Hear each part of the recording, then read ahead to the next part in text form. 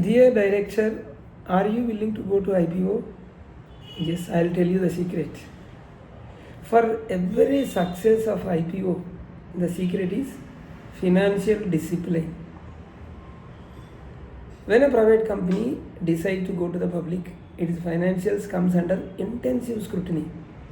In this video, I will walk you through how the companies can prepare financial information properly. From aligning account policies to building investor-friendly disclosures. Why the financial preparation matters and what are the key steps? What are the best practices? What are the common pitfalls? And also I will give you the tips. I will also explain the checklist. Why this financial preparation matters in IPOs?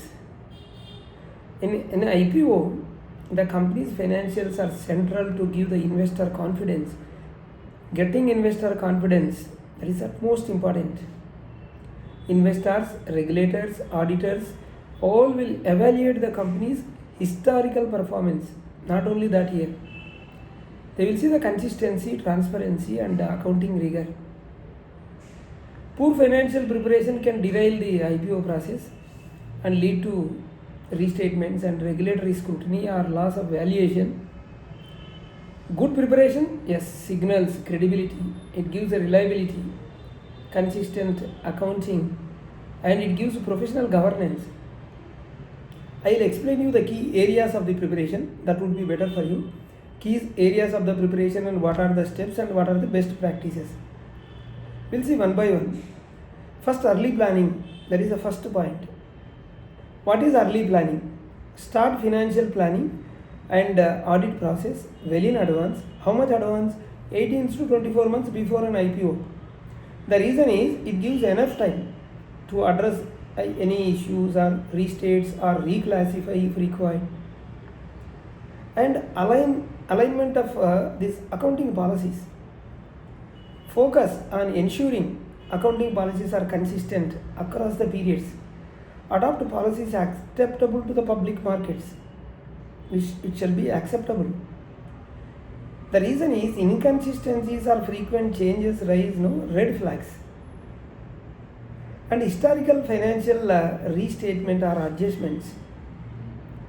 Focus on if there are any legacy inconsistencies or non-compliances, adjust prior periods. If allowed, possibility is there. It helps comparability and credibility. Audit discipline. Audit discipline is most important. You should focus on the strong internal controls. Audits by credible firms, good professionals, clean audit trails and robust, so much of documentation. The reason is auditors and investors will examine controls, exceptions and audit reports very closely. Consistency across the period. This is another area. Don't change presentations or classification or policy from year to year without clear justification. If you want to change, give the justification. The reason it helps users compare growth, margins and trends. And another area is transparency, disclosures, adequate footnotes. Give adequate footnotes wherever is required. And segment disclosures, risk disclosures, accounting estimates, judgments. Give very clearly. The reason investors expect clarity, not surprises. They want clarity. Don't give surprises. And reconciliation, that is the most important. And the linkage, continuity. See, ensure numbers in financial statements reconcile with the management reports, budgets, forecasts, MD&A, because inconsistencies undermine trust. And management's narrative, financial storytelling. This IPO, this draft prospectus or financials, everything is a storytelling. It is a storytelling, how you build up the story. Provide context drivers, assumptions behind growth, margins, one-offs. So the reason is it helps investors to connect qualitative story with quantitative data. And review of non-recurring items. This is another area. Non-recurring items. Identify and properly present exceptional items, one-time gains or losses. The reason is investors often adjust for these to see core performance. And another area is governance, oversight. Focus on oversight from audit committee, board, external advisors. The reason it strengthens oversight and credibility. Another area, coordination with legal, tax, compliance teams. Coordination is utmost important for IPO success. Ensure finance and legal and tax teams are aligned on disclosures, aligned on contingencies and liabilities. The reason discrepancies can cause issue later is delay the issue. Another area, investor market lens thinking. See, think what would an analyst or investor scrutinize. Be proactive in disclosures. It helps avoid surprises during roadshows or during due diligence. So the common challenges. What are the common challenges? What are the pitfalls and how to mitigate? Now we will discuss. Late discovery of accounting irregularities or non-compliance, then already it is late, then that is a big challenge.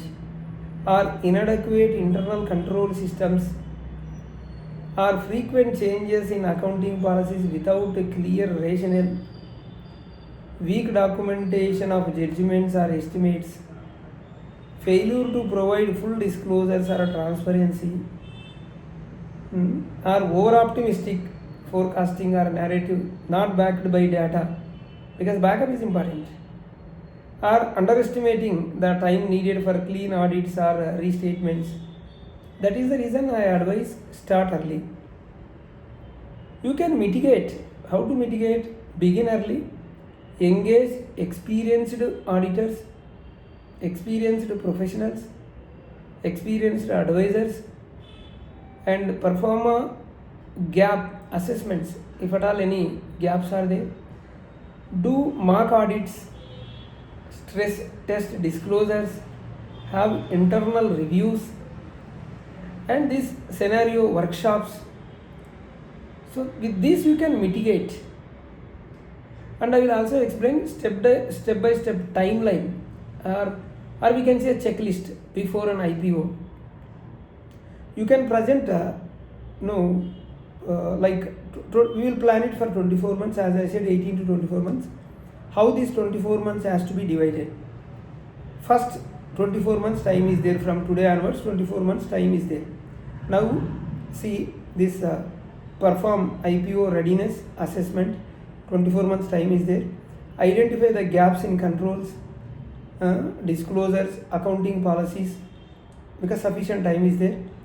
Then reduce 18 to 24 months. What you have to do? Begin audit routines and restatements if needed, and strengthen internal controls. Then again come down to 12 to 18 months time. What you have to do? Standardize accounting policies, finalize disclosure frameworks, begin mock reviews, because you have sufficient time. Then again come down to 6 to 12 months. File on clean audits, prepare investor disclosures, drafting of prospectus, stress test questions. Then again come down to 3 to 6 months. Then final audits, road shows, address due diligence feedback, finalize disclosures. Then close to IPO. Final statements, audit sign-offs, compliance checks, board approvals, and final reconciliations. This is how you plan 24 months, and then 24 months to 18 months, and then 12 months, and 6 months, and 3 months, and then close to IPO. This is the planning of IPO. I will also tell you the final key takeaways. Financial information is the backbone of IPO credibility. You can note it down. And start early. Don't treat it as last minute work, because it is a lengthy process. It takes its own time. Consistency, transparency, strong audits, and alignment among internal teams are essential. If there is no coordination in internal teams, then it will delay. Think like an investor. You think like an investor, then what questions will be asked? Then preemptively answer them. You yourself answer. You prepare questions, you answer them. Use the checklist as per your guide, because you are thinking, you prepare your checklist as an investor.